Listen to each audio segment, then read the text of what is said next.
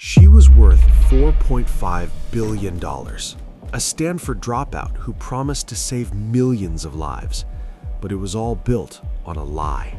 This is the story of the biggest fraud in Silicon Valley history. 2003. Elizabeth Holmes was just 19 years old, a Stanford engineering student with a radical idea. What if you could diagnose hundreds of diseases with just a single drop of blood?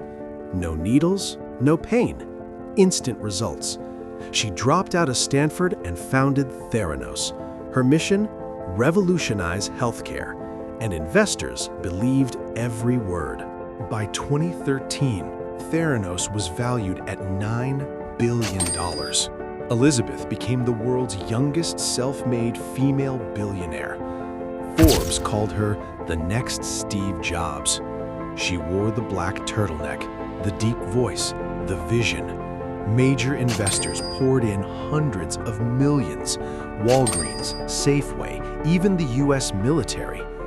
But here's the problem. The technology didn't work. Behind closed doors, employees were terrified.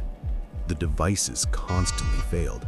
Tests came back wrong, dangerously wrong.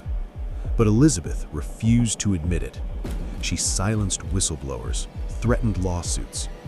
Then, in 2015, investigative journalist John Carreyrou published the truth. The Wall Street Journal exposed everything. Theranos wasn't revolutionizing healthcare. It was faking the results. The empire crumbled overnight.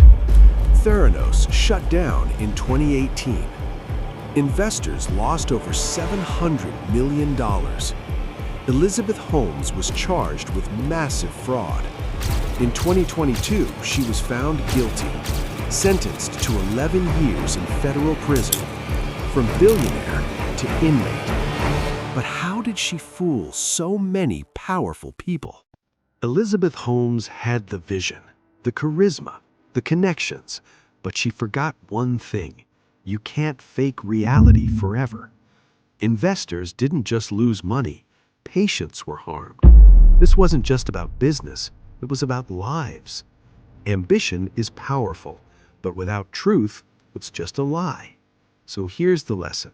In the end, the truth always catches up. And when it does, the fall is brutal. This was Elizabeth Holmes. If you want more stories like this, hit subscribe, because the biggest falls start with the biggest lies.